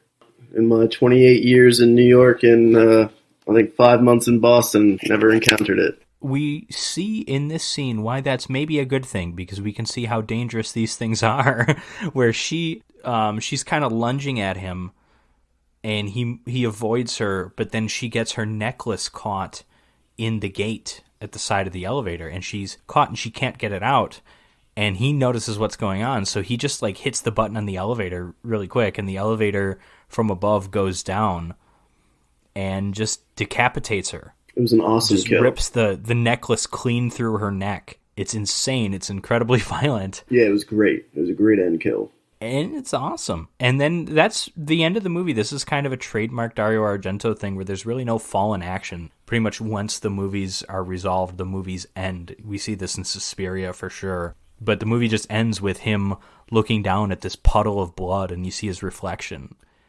And then the thing comes up and says, you've been watching or you've been experiencing or whatever, Deep Red. And then we get that killer music again. So Josh, what did you think of Deep Red?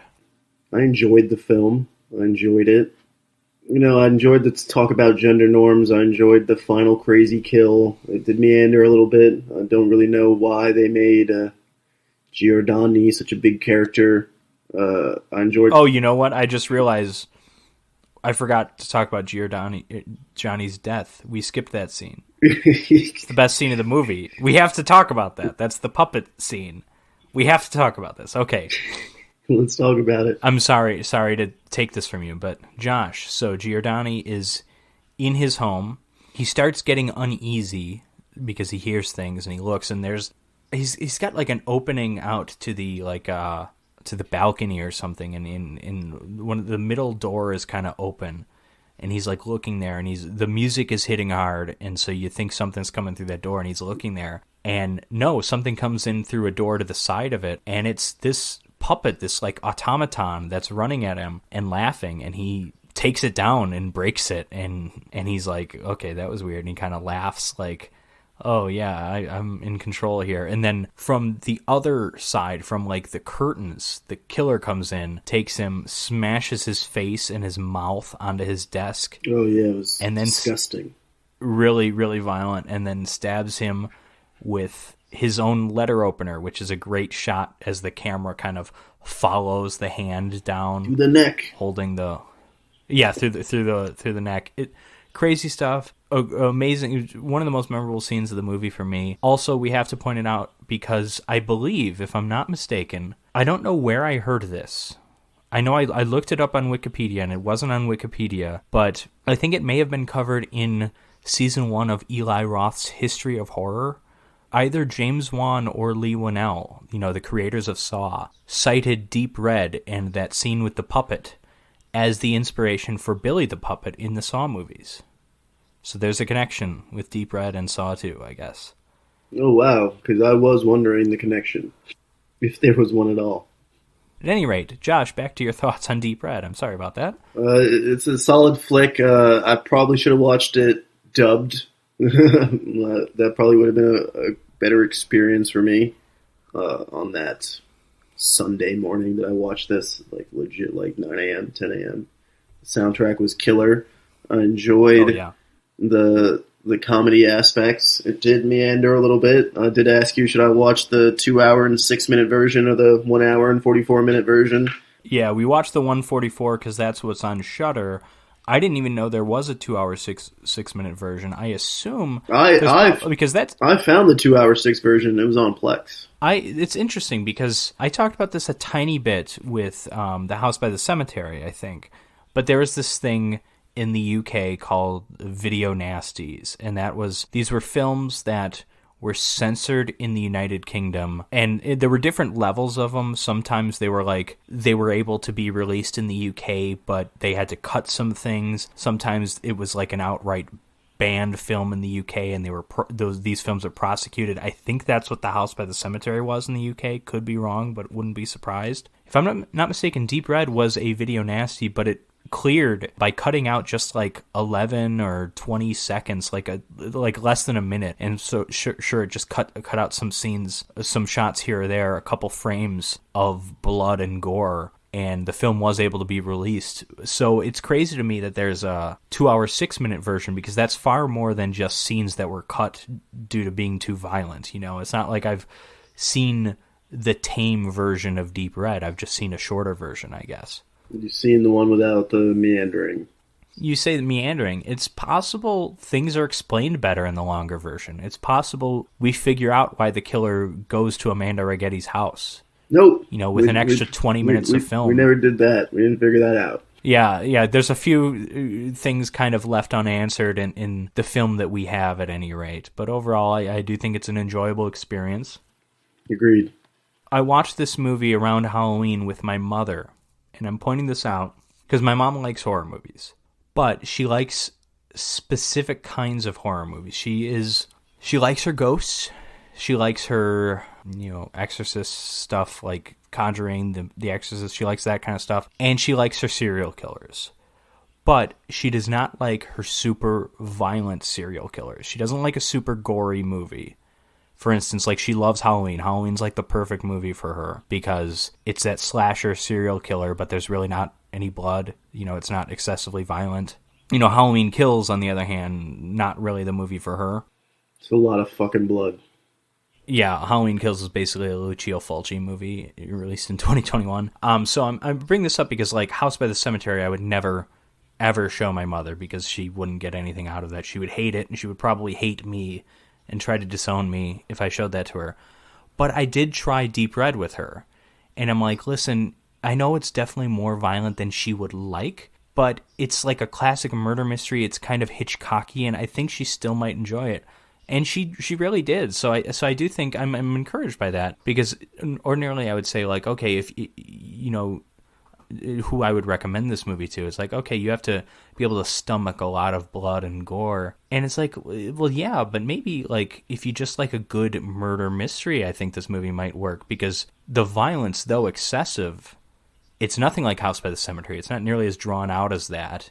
It's disturbing in parts, but it's not like, I don't know, it's not Evil Dead 2. It's not like outrageously gory. It's just very violent in spurts and in moments here and there. But I think, again, like, probably no one listening to this podcast, but I know there are people out there that are like, yeah, I don't like a super violent movie, you know. And it's like, well, super violent movies, if it's a well-made film, if it's got a good direction, you know, the movie's worth watching, even if you don't necessarily like all the violence in it. So that's what I got to say about Deep Red. Solid flick. So, would you like to start us off with Saw 2, Josh? Saw 2. What a film. What a picture. The first thing you see is a film by, which is usually reserved for, like, auteurs and shit. And that actually... Yeah, Darren Lynn Bousman is one of the least prolific filmmakers I can recall using this kind of thing. Yeah, I literally laughed out loud when I saw that shit. You know, Darren Lynn Bousman, I mean, he directed Saw 2 and 3. He also directed Spiral from the Book of Saw.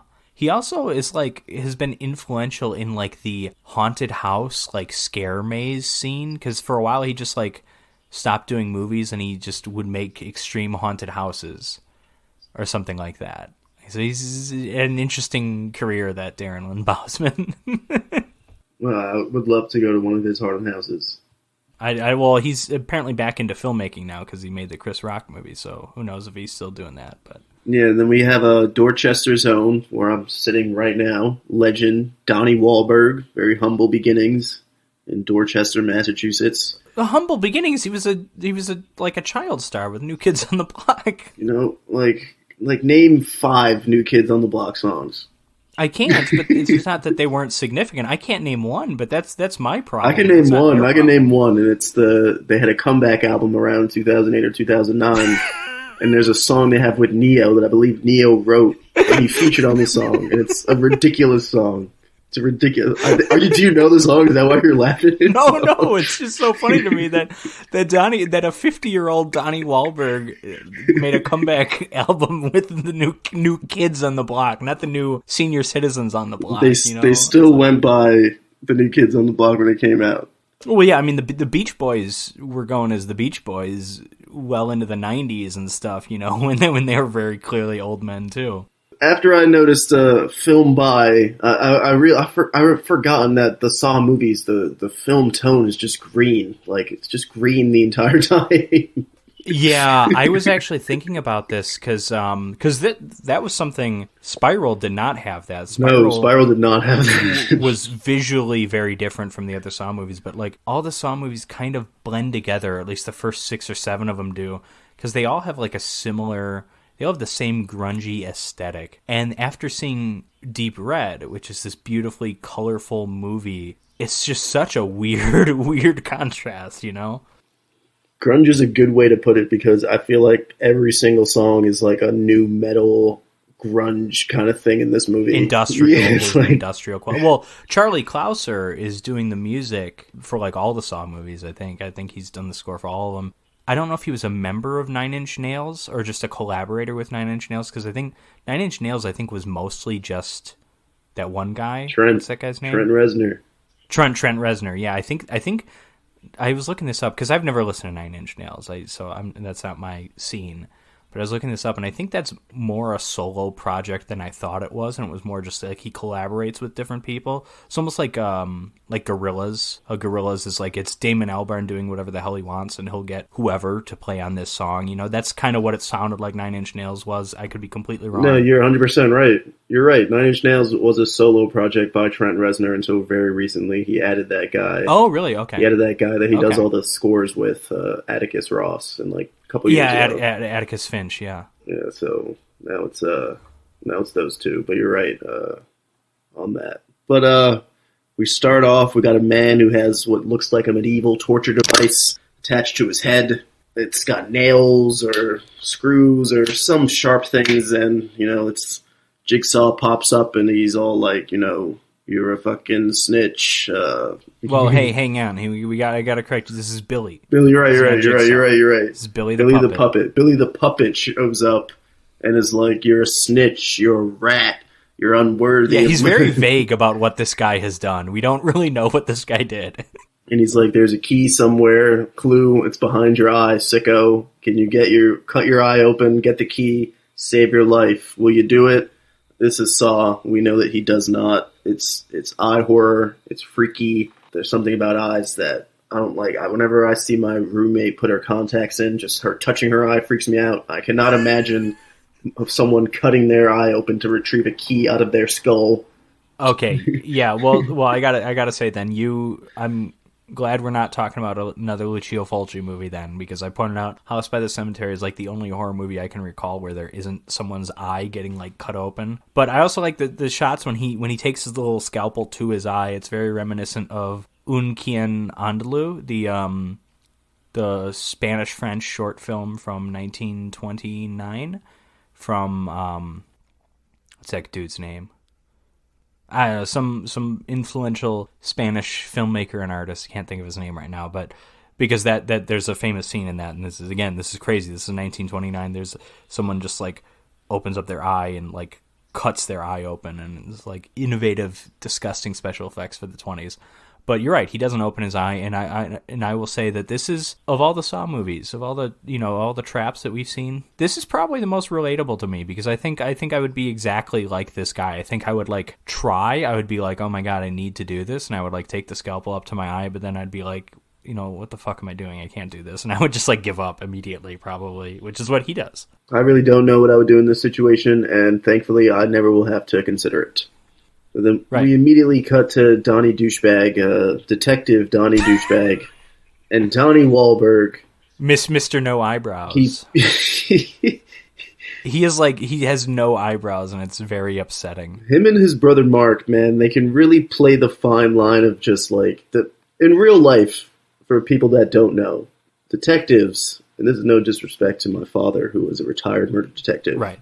Detectives really can walk the line of douchebag, and Donnie Wahlberg pulls it off miraculously. I don't think this has been said too often. This movie rests on Donnie Wahlberg's shoulders. He is the centerpiece. I think he's actually amazing in this movie, and I'm not being ironic. I remember the first movie I ever saw him in was Dead Silence, and all I kind of like, I knew who Mark Wahlberg was, and I knew this guy shows up, he looks like Mark Wahlberg, but just uglier. And I saw the name Donnie Wahlberg in the credits, and I'm like, oh, it's Mark Wahlberg's brother, and I was just like, he's just kind of fun, because it's like, it's just like when Frank Stallone pops up in a movie, like to see someone who's wildly successful, their far less successful sibling, like Eric Roberts to Julia Roberts, although Eric Roberts was around long before Julia was, but something like that. But has Julia Roberts ever been in a movie that broke $1 billion in the box office like Eric Roberts? I don't think so.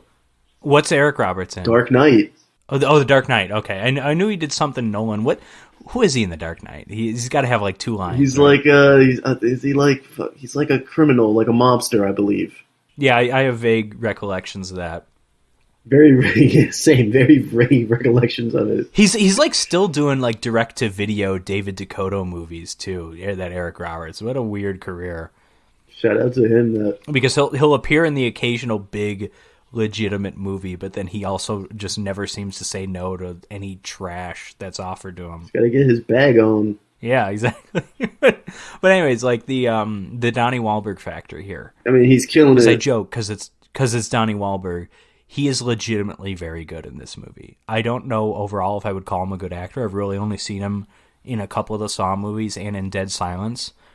But he is so good here. He's great at yelling. He's very angry all the time, but I think he plays his role so well. He does. He's great. Him and his brother can play. They can either play criminals really well, or they can play cops really well, douchebags really well. Maybe it's a Boston thing.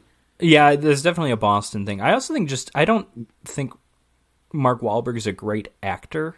I haven't seen not at all. too many movies where he really impresses me. Like The Departed, he's good, but I think he's just really good at yelling. One movie he doesn't yell in that he's really good in is The Happening with M. Night. Oh. I like that movie a lot. Where he just has the same blank, confused expression the entire time. I would just love to see more literature in the world about why actors are really good at either playing cops or criminals, and we need to understand that these two things are the same. We need to need to understand that. As a society, we're not there yet. They show it to us. They put it in our faces, but we haven't yet connected that they are one and the same. But Donnie's degenerate son, I think he shoplifted or something. He stole something, and Donnie goes and picks up his son. They have a little argument on the pier. Son's saying, "You're a shitty dad." He's yelling at his son, "Go live with your mother." The kid's like hurt that his dad, that he just called shitty, is basically kicking him out. You can tell that the family, there's a lot of beef there, and that father-son relationship is going to be central to the storyline of Saw 2. There's kind of two stories of fatherhood going on here. We don't really see the other one until way later, and it's kind of a twist. But yeah, I think like we only get this one scene here with the two of them, and it's one note, but you see this just like, it's not just that Donnie Wahlberg's an asshole. It's not just that he's yelling and screaming at his son. Like I get from this scene that there's like a genuine pain there, and it's not just anger for the sake of anger. There's like a pain in like how things have kind of not worked out, I guess. I don't know. I love this performance from Wahlberg, and I'm not gonna apologize for it. And then maybe I should. We jump forward a little bit, and Donnie gets a phone call, and he thinks it's his son, and it's like an aggressive. He answers aggressively, and his tone switches up, and he starts kissing the boot because he realizes it's his boss calling. And then it reveals that the guy that gets killed in the beginning with the medieval face mask of death, the Venus flytrap is what Billy calls it. That is he was an informant to Donnie, so that really sets the tone for the rat snitch, untrustworthy kind of guy. And Donnie, yeah, I guess that's true. We don't. Donnie dismisses him as a person. They're like, who would want to do this thing to him? And he's just like, who wouldn't? He's an informant type of shit. Like, he's not my friend. Like couldn't even say one nice thing about this guy in his death. Just fucked up douchebag. Like, just douchebag stuff. Jigsaw, the person, he's arrested, and he specifically asks for Donnie, who is Detective Matthews, but I'm just going to keep calling him Donnie because I see him. Eric Matthews is the character's name, but yes. Yeah, and he's shocked. He's like, why does this guy, Jigsaw, want to call me? What's up with this? And he goes to see what's up. And Jigsaw, the old white man, reveals that he's got 8 people trapped in a house somewhere, including Donnie's son, and he's all hooked up to, like, fucking, what is that thing? Like, IVs, and he's sick. Yeah, because we learned this in the first movie that John Kramer, Jigsaw, has cancer. It eventually in the series gets very muddled of what his motivation is, but he wants to make others appreciate life, and I think there's at least an implication there that it's like, oh, it's because he doesn't have much time left. Yeah, he's dying, and that's perfect because that, like, eventually Donnie Wahlberg and all these cops like threaten him, and they threaten him with like physical violence, and he's like, listen, I'm dying of cancer. Do you really think you can put me in more pain than I'm already in? It's like, so it's great because he can't like give in to their intimidation tactics in any way, and it's just great. And this is obviously, it's Tobin Bell playing John Kramer, This is the most screen time of the Saw movies of John Kramer. I think there might be a little bit more in Saw 3. I think there's a little bit less in Saw 3 because he's like having seizures in Saw 3 and he's kind of like out for some of that movie. But the movie excels with Tobin Bell on screen because he's so good at this character.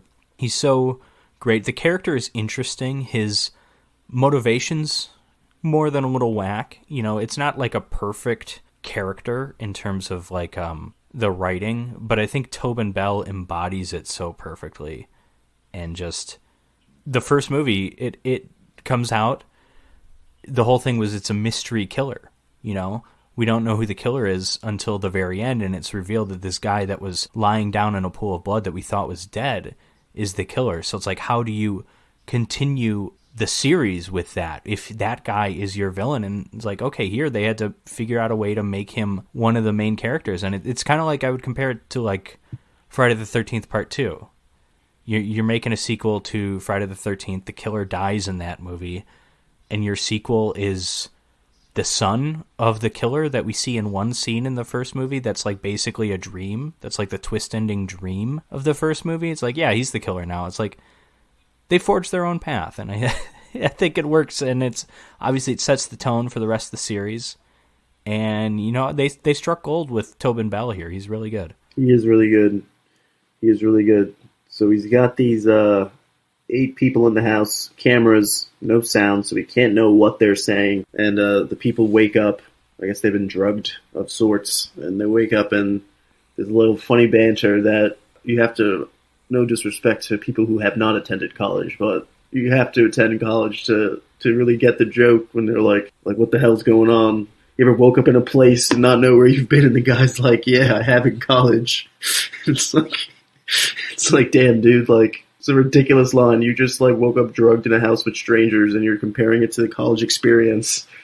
Like, what was maybe he was on a lacrosse team. Who knows? Oh, man. I like this scene because this is where we cut to, you know, there's 2 plots in this movie, and this is how most of the Saw movies proceed. There's the investigation plot, and then there's the plot of the people in the main game. And I like this first scene of where we're following the people in the game because it sets up the characters really well. Because if you think about it, we've got, I wasn't even sure how many. You said 8. I'll take your word for it. We've got 8 characters. We have to like kind of immediately show that they're all a little different, even though they obviously have something in common. Because he's Jigsaw and he's, you know, there's an end game in sight here. But we see right away, like, okay, there's this one guy who's hot-headed. His name's Xavier, and he's like just an asshole. Piece of shit. Like, so we see what his deal is right away. It's mentioned that he went to prison. It's, you know, everyone here except for Matthews' son has been to prison. And Matthews' son probably would be in prison were his dad not a cop, or, you know, at least in juvie. You know, we see with the other characters, there's the black guy who's, what was his name? I don't know. Okay, I don't remember his name, but he's very clearly like the mediator type. He's trying to resolve conflicts within the group. He's the one really trying to figure things out. Then we've got kind of the goofball who's the one who comments on, you know, waking up in college not knowing where he is. Like, there's not much to him. Spoilers, he's the first to go. He's the first to we go. Don't need to spend too much time on him. Then there's the blonde woman who's just like kind of panicky the entire time and just crying. And then there's almost the skinhead guy. His name is Abi, and he kind of stays really far back and doesn't say anything to anybody. And that pays off later because we see what's going on with him. And then we also have Amanda, who is a repeat character. She was the one in the reverse bear trap in the most famous scene in the original movie. She's back, and when she comes to, she's the last to come to, but she's the one who is able to like figure things out more than the others because she's gone through this before. She sort of knows what the deal is, and that makes the others kind of suspicious about her when she finds the tape and the tape player. But she's got this like take charge personality thing because she's been there before. And I think in this scene, you know, this 5-minute scene or whatever, I think it does a really good job of establishing these characters. You know, they're not deep. It's not complicated. They're no more developed than they need to be for a movie like this, but I think it's really well done. Yeah, and the black guy's name is Jonas. Jonas. Jonas. Well, that does not sound familiar, but I'll take your word for So it. this fake ass Riddler, because as I'm watching this, I had just watched the new Batman trailer, probably a few hours to days before. Probably watched a lot because I love Rob Pattinson. I'm just really Jigsaw is just like Riddler with his salvation if you earn it, and the way that he speaks is coming off like things hidden in plain sight. Yeah, like very, very, very Riddler like. And they have a note. They find a note with a key inside that says, "Don't use this key on the door." The guy does it anyway. Like you said, he gets shot in the face. He instantly dies. I don't think these people have ever seen someone get shot in the face. They were all surprisingly calm for what they had just witnessed. That's fair. And I do appreciate that Saw 2 has a lot of black actors. Like, a lot of the cops were black people, which you don't really see that often. And Spiral went all the way, Book of Spiral. Well, the Spiral, obviously the main character. So many black cops. But I want to say, generally speaking, the Saw series is pretty well diverse. Yes. Well, I think Saw 4, kind of the main guy we're following, is that black cop who we have here with Donnie Wahlberg, that guy. He's like kind of the main character in Saw 4. Yeah, it's a pretty diverse cast, I think, for the most part. Yeah, Jigsaw has an equal opportunist to want to hate and kill everyone.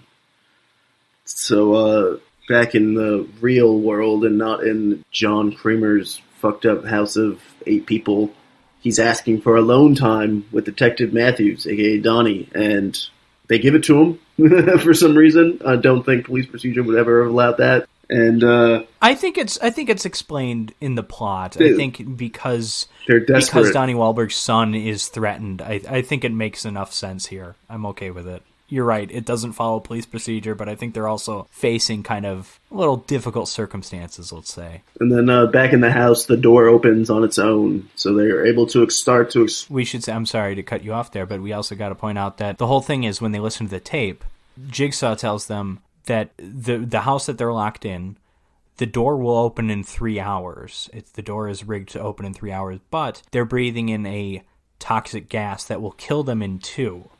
And so that they've got to find out a way to get out or a way to find the antidotes that have been scattered throughout the house. So that's their game. That's what they're after. The bullshit machismo guy tries to break down another fucking door. He kind of fails and looks pathetic, and one of the hot chicks is just like, "Are you done with your bullshit machismo thing?" Like, very directly. And oh yeah, that's probably the brunette woman. We didn't mention her. There's not, because I was talking about how that scene sets up their personalities well. I want to say the brunette woman probably the least set up in terms of her personality. She's just kind of normal, I feel like. Yeah, and then the machismo Xavier has a great response. He's like, "There's a door between your legs." And it's just like the black guy's just like, "Come on." Let's calm down. He's like, "What the fuck's good? Like, we just saw a guy get his head shot, and you're fucking making vagina jokes." There's a time and a place. Read the room, Xavier. And then there's they find a dead body in the basement, and it's just like really weird shit going on. And then they get to the room with the syringes, the syringe room, which was one of the best scenes, I want to say. Is this like the oven scene? Oh, no, well, you're skipping ahead. No, you're right. The oven scene. I forgot all about the oven scene. This is where Abby steps up because there's like the note tells him to. The note specifically singles him out. Yes. And this is the guy with the buzz cut, and they listen to the tape, and the tape mentions that this guy apparently has worked with Jigsaw and helped capture kidnap these other people. And he's like, "Because I had to." So everyone obviously like hates Abby at this point. And that's when we learn the antidote is inside of syringes. Yes. So he gets into this oven thing, and like a furnace of it sorts. Closes, and he's yeah, furnace. Furnace is better. And yeah, he fries like a motherfucker. It burns. They hold just enough of the scene to make you uncomfortable. It's really well done. They try to like break the glass on the door handle. I don't know what they thought was going to happen. He like gets his head out, I think, and he still, fucking fries. It's a really intense scene, but it's really well done. It's really well done. But they also see, or I think he sees, like, right when the door closes, that there was a way to, he didn't realize it at the time, but there was a way for him to have gotten the antidote without the fire going off. And there was, like, this thing that he was supposed to twist, I think. There's something like that. I don't really remember, but this wasn't a complete death trap. There was a way he could have survived this, I guess, is the point. Yeah, so then they Amanda reveals her addict behavior and how she passed her test of self-harm and all, but she started to self-harm again because of, I guess, depression, which is always a terrible thing. Well, if you remember right, in the first Saw movie, like, yeah, she survives the reverse bear trap, and they do have that interrogation scene, and I think the Lethal Weapon guy was like, Danny Glover asks him, like, hey, did it work? Did you, like, learn to appreciate your life from this? Which was, like, really weird. Like, why would a cop ask her that? Like, why does the cop, like, almost side with the killer's philosophy here? But she does say yes. She does say that. But then also, if you think about it too, it's like, she had to kill somebody in order to survive. That was her trap. She had to find the key inside I think it was her drug dealer's stomach or intestines or something. So she had to, like, cut him open while he was still alive. It's like, yeah, I could understand being completely messed up after that, surviving that and just living with that on your conscience. Yeah, so as they make their way to the next room, there's a giant pit of syringes, and, Jigsaw's like, there's a antidote down there, like a needle in a haystack. And Xavier's... Yeah, and there's like a wall safe, and this is supposed to be Xavier's challenge. It's supposed to be Xavier's challenge, but this piece of shit throws Amanda in, and it's disgusting. It's hard to look at, and she's just... This scene is very, very hard to look at. She's just getting her whole body is just stabbed with fucking syringes. I think they're all clean, but that's not the fucking point. Oh yeah, exactly. I mean, it's just painful, regardless of them being arms and legs sterile. And fucking just poking her, and she's just fucking fighting through and ripping through all of them, trying to find this key. And it's like, Jesus Christ, it's painful. But you know what? She does what she has to do. She gets the key. At this point, my roommate, who just happened to be in the living room watching this movie with me, she goes, Jesus Christ, this is brutal. Yeah. I was like, yeah. This is one of the hardest scenes to watch in the entire series. And it's not because there's a lot of other scenes that are bloodier or gorier, but there's just something about needles, man. I mean, I'm not one who... Yesterday I got my booster, and I mean, like, I can go and get a shot and not really have a problem with it, but there's, like, something about watching needles in movies and stuff. It's just, like, uncomfortable. They're just, like, so thin and long, and they just look wrong. And then the way you see them just, like, hanging from her arms and stuff and hands, and it's just, ugh. Yeah, and then we have some... She gets the key. Oh, and after all of this, Xavier can't even get the key in the thing in the right time. He still screws it up, even though he almost killed this woman to do it. It does not happen in time. And then we have Donnie Wahlberg having a cop breakdown, an emotional breakdown, as he's known to do, or as cops are known to do, throwing shit around. And then we get the reveal that, he's crooked and he's planting evidence. He's a piece of shit. Yeah, Jigsaw points out that every person who's in that room, with the exception of his son, has had evidence planted on them by this guy. And so Jigsaw is basically using that as, like, an extra layer of, like, hey, you need to get your son out of there quickly, because if they find out about your son's identity, all hell could break loose. And it's like, oh my God, yeah. And then... Oh man, it's tense. And then I love the scenes with Wahlberg and Tobin Bell too, because they're sitting alone. There's, like, all these SWAT members. There's Dina Meyer and all these people. They're off in the back and they're, like, keeping an eye, but Jigsaw doesn't let them near them. And of course, he does point out that he doesn't like going by Jigsaw. He says his name is John Kramer. The media just called him Jigsaw because he cut out the Jigsaw pieces. And he says that was his, like, he wasn't trying to be the Jigsaw killer or anything. That was just his way of showing that they had something missing in them.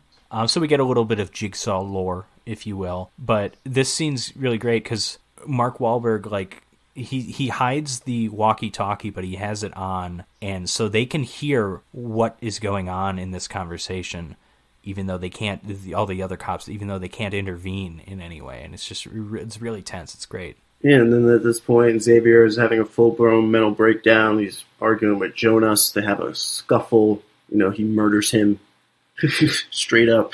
And I guess we got to say something. There's a couple clues that we haven't pointed out. First of all, the whole thing was in this house. They said there's combination. There's this lock and there's combination. And Jigsaw on the tape said, "You all know the combination. The numbers are in the back of your mind."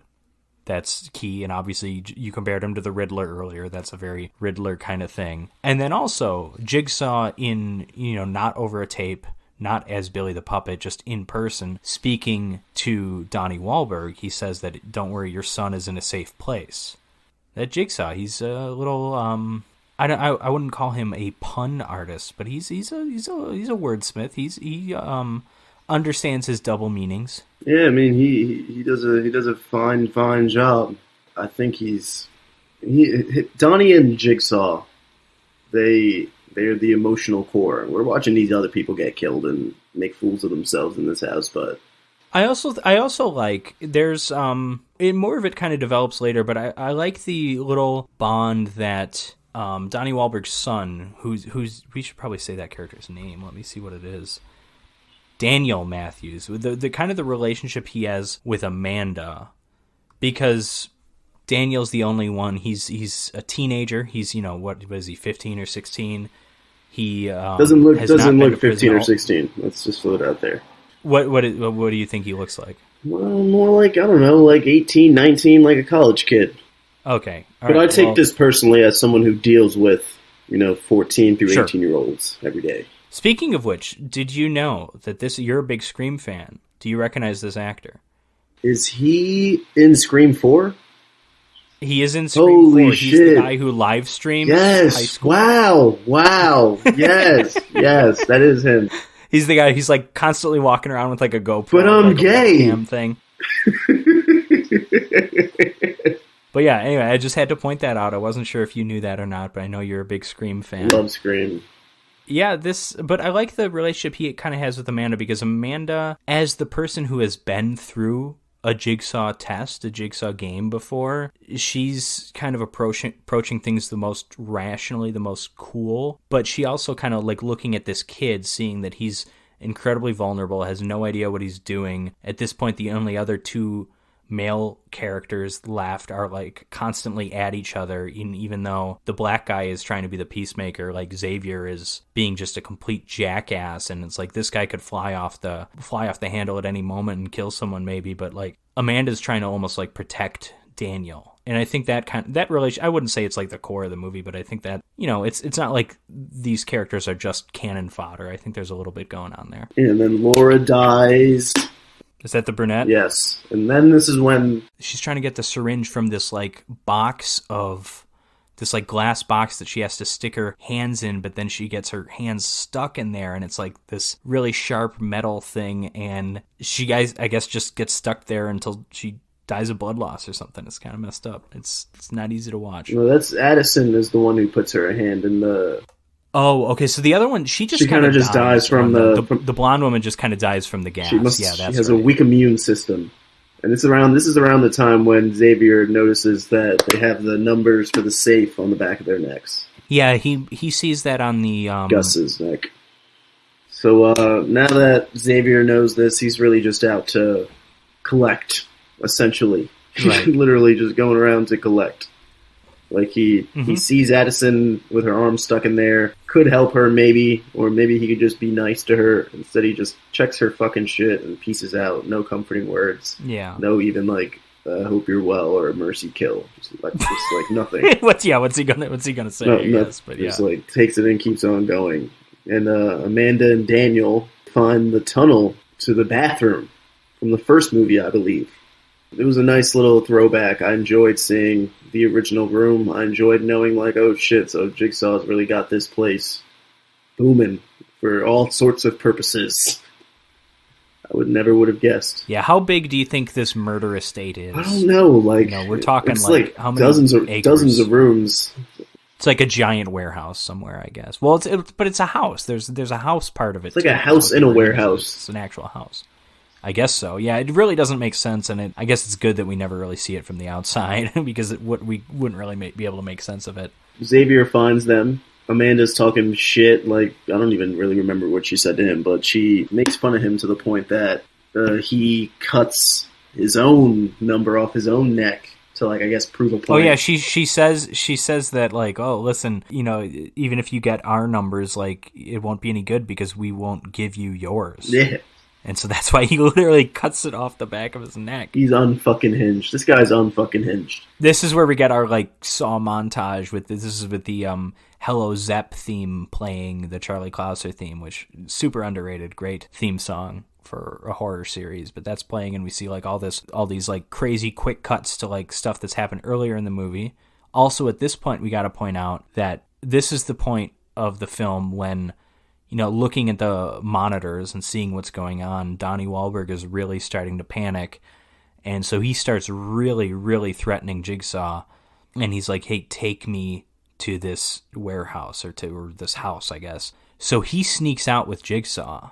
And Jigsaw's cuffed and everything, but they're driving. And then also the SWAT team, they're able to track where the cameras are coming from finally. So they head out towards the building. But then we find out that they're in two different buildings because the SWAT team has traced the source of the tape to a room where things are being played on VCRs. And meanwhile, like, Donnie Wahlberg has found the actual house. It was a nice little twist. Mm-hmm. And obviously we're not done with twists yet because this is a Saw film. Correct. So then Xavier's doing his fucking crazy man, cutting off the number on the neck, and he's about to move in for the kill. My man Daniel takes the saw, I guess the original saw from the first movie, and slashes this motherfucker's throat open. Yeah, the very saw that Cary Elwes used to cut off his own foot. Yeah, in the meantime, you know, before Donnie figures out where he's going, we have to make it known that he beats the shit out of Jigsaw and breaks his fingers, police brutality. Yeah. It's terrible stuff. Oh, big time. Big time. And it's I've never seen someone's finger be broken like this, and I hope I never do. It looks incredibly fucked up and painful. Brutal stuff. There's so many brutal things that we see in Saw 2 repeatedly, and, like, it's kind of crazy that the headshot is maybe the least brutal thing we see. Well, it's quick, at least. You know, it's very brutal, but it's quick. A lot of the other stuff takes a little longer. I'll actually say the least brutal scene of violence we have, I would say, is the opening scene when the trap closes on that guy's head. Just because you don't see that much. I mean, it's violent when he's, like, almost cutting his eye open, but, like, when the actual trap closes, there's just, like, a little blood that comes out, like, the mouth. But you don't see anything otherwise, you know? That's as restrained as this movie gets, I guess. They wanted to start slow, I guess. Yeah. Then it went very unhinged. So they show up to the wrong house. They're not where Detective Matthews, a.k.a. Donnie, is. Because Donnie, he's walking around looking for something, and then he's attacked by the pig mask. Knocked out. We waited a long time to bring that pig mask back. It was a big part of the first movie. When we reveal that it's been happening days ago, the son, Matthew... No, not Matthew. What's this kid's name? Daniel. Matthews is the last name. Yes. Daniel is revealed to be... He was in the room with Jigsaw and the cops the whole time in a fucking safe with, like, an oxygen tank. Right, because he's in a safe But did he have water? How did that work? Yeah, I mean, listen, it's a Saw movie. It's not... You know, there's certain things that are going to be a little, you know, muddled, a little unexplained. Another twist, and yet there's still more. There is still another one. It doesn't end there. So Donnie wakes up in the bathroom, shackled. We're having flashbacks to the first film, and the tape... His gun is just out of reach. He can't reach it. Just out of reach. If he had a Giannis wingspan, he brings that gun in easily, you know? Easily. And he hits the tape recorder, and then we learn that Amanda has become Kramer's new accomplice, and she set up Apprentice is I believe that, because I think Abi is an accomplice. You're right. Apprentice is a more prestigious honor. We got to point that out. That is actually very, very, very true. It's a big part of the Saw mythos, the Jigsaw apprentice. There's been so many of them in the series, you forget, you lose track of how many there are, because at a certain point in the series, every twist is just there was a new apprentice. You know, that's like because they ran out of ideas at a certain point. The cult of Jigsaw, one might say. But she's bit. got to take up the work when John dies. He's got cancer. This work has to keep going. She shows up. He's looking at her, screaming. And then we have once again sealed the door as the person the game over line again screams to be let out. And then the new metal is just fucking ripping through. And you're like, holy shit, so many people just died. And this is a really short film, too.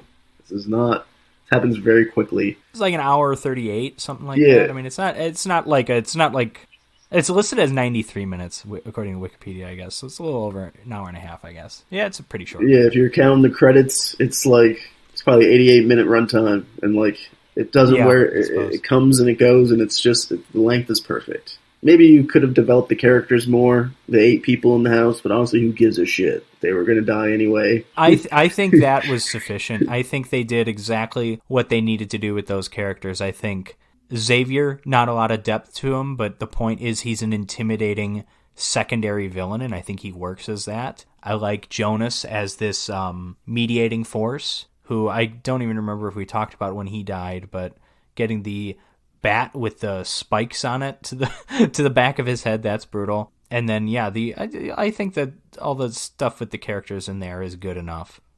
I'll say that. And maybe I'll go watch Saw 3 sometime soon. Well, yeah, because Saw 3 is the first 3 Saw movies are a true trilogy.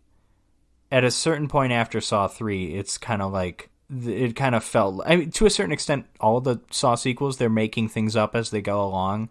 But the first 3 at least feel truly connected. They feel almost as if they could have been thought out with the first movie. Whereas the other ones after, it's just like a complete shit show and just we want to kill people. Here's how we're going to do it. The plot doesn't really matter.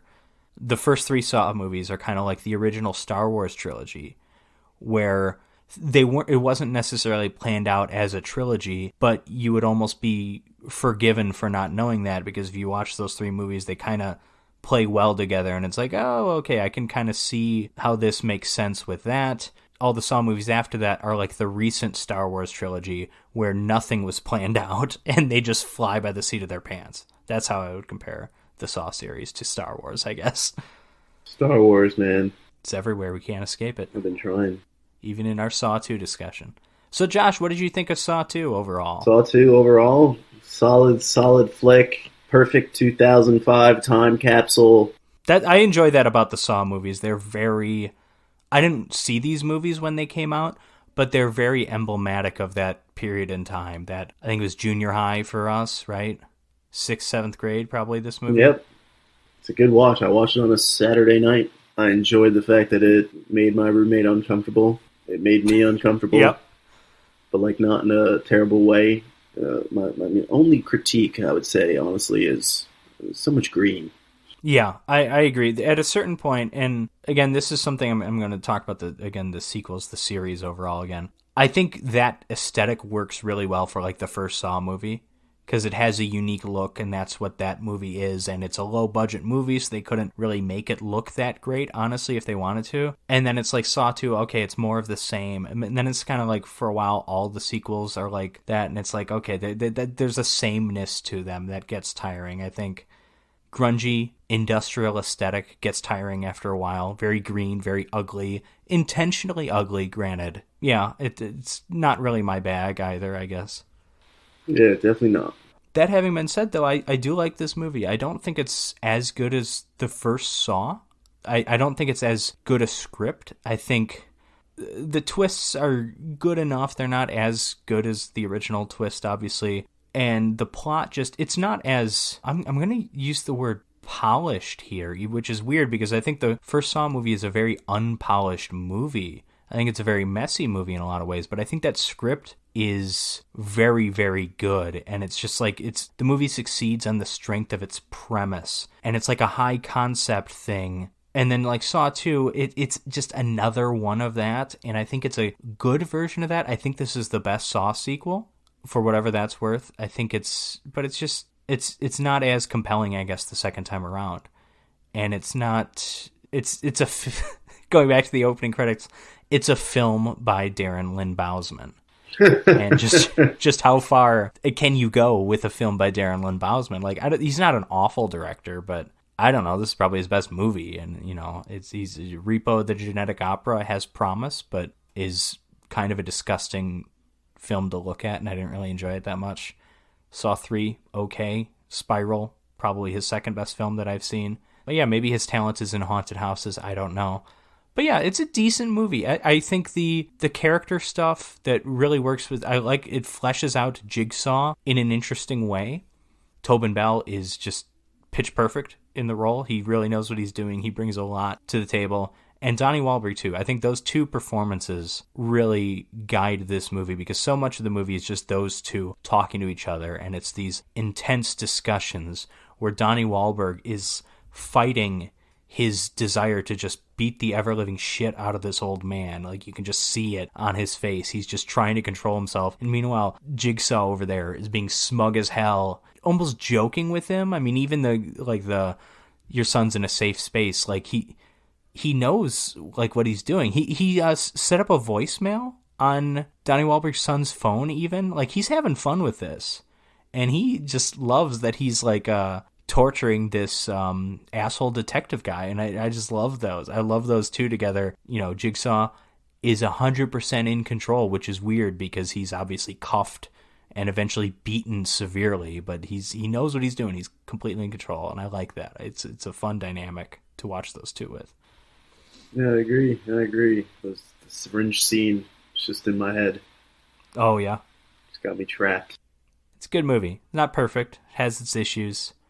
It's a Saw sequel, but it, you know, as far as Saw sequels go, it's pretty good. Yeah. So, Josh, which of these two movies do you prefer? I don't know. It's tough. It's close. I like them maybe both the same amount. Gun to your head. Which one are you picking? I'm going to watch Saw 2 because it's shorter. the time efficient response. Okay. I am going, even though I do like Saw 2, for me this is a no contest. I am a huge Deep Red fan. It is one of my favorite films of all time. I don't think I praised it enough. It's so Hitchcockian. I mean, we're coming off of a mid-season hiatus with this episode, but the two of like the last couple of episodes we did were on Body Double, which was kind of a Hitchcock homage almost, or like a modernization of Hitchcock by Brian De Palma. And then just the week after that, we did Psycho, which is obviously a Hitchcock film. And I think Deep Red holds its own with those movies. I think it's a better movie than Body Double even, which I really like a lot too. So it's not quite as good as Psycho, but I think the Hitchcock influence is there. It's super suspenseful, and it's beautifully shot, and it's so stylized, and it's neat, and it's beautiful to look at, and it's scary and disturbing, you know, in different ways than Saw 2 is. But overall I just find it much more enjoyable. I could watch Deep Red any day, and I really should watch it every Christmas, because why the hell not? Yeah, I think I might too. Josh, how do you think this works as a drive-in double feature? I think it works pretty solid. Okay, why so? They're both solid movies, and that helps. That's the good first step. And yes, that's true, and that's obviously you're referencing The House by the Cemetery by your intonation there. I know, which you hated that movie. Yeah, not great. Which we paired with the original Halloween, which is a masterpiece, obviously. And I know that. Well, I like that, I should say. There's more of a murder mystery going on in Deep Red as opposed to Saw. I know who the bad guy is. I know we have one where the cops don't do shit. We have one where the cops are completely involved the whole time. There's a lot of kills in a... But also ultimately can't do shit. That's kind of the point of Saw 2. That's also true. That is true. It's a good doubleheader. It's probably my favorite one that I've done for the cat. All right. Good to hear. Yeah, I'm going to say this is a very good double feature. I think I'm just right off the bat going to say this is the most violent double feature we've done on this podcast. Not just you and me, but just anybody on this podcast. Me and Jim. I still think House by the Cemetery is the most violent movie we've covered, but Saw 2 and Deep Red together, these might be our second and third most violent movies, or our second and fourth most violent movies or something. So there's a commonality there with these films. You have to stomach a bit of gore to watch either of these, perhaps, but as long as you are okay with that, I think you could do far worse in watching gore films. And I like the kind of the slow-moving tension of Deep Red versus the fast-moving, industrial, quick editing, frantic energy of kind of that thriller of Saw 2. But I will say, and then even because the movies have such a huge aesthetic difference, in that Deep Red, very colorful, very beautiful, Saw 2, very ugly, very green, I would probably reverse these movies. I would probably start on the darker, uglier one and finish on the colorful one, just because I think there's more visually with Deep Red to keep you engaged than there is with Saw 2. I mean, that's how I did it. Oh, is it? Okay. I watched Saw 2. Yeah, that's probably how I would do it going forward. But I agree, good double feature. Either way, I just think it'd be a little bit better if we reversed the two films and did Saw 2 first. I'm glad I could take that journey for you. Well, thanks very much for joining me, Josh. Audience, thank you for joining us this time. Please join us next week as Jim returns and we cover Goldfinger from 1964, as well as Takashi Miike's Dead or Alive from 1999. So an action-packed double feature. And be sure to follow us on Twitter at Drive-In Podcast. Check out our Patreon, patreon.com/Revenge of the Drive-In. There you will find commentary tracks on films such as Dr. No, Frankenstein Meets the Wolfman, Freddy vs. Jason, and other similar films, as well as early access to episodes and trailers. So be sure to check that out, and we'll see you next time. Thanks for listening, good folks. And thanks for having me, Patrick. All right, peace out. Peace.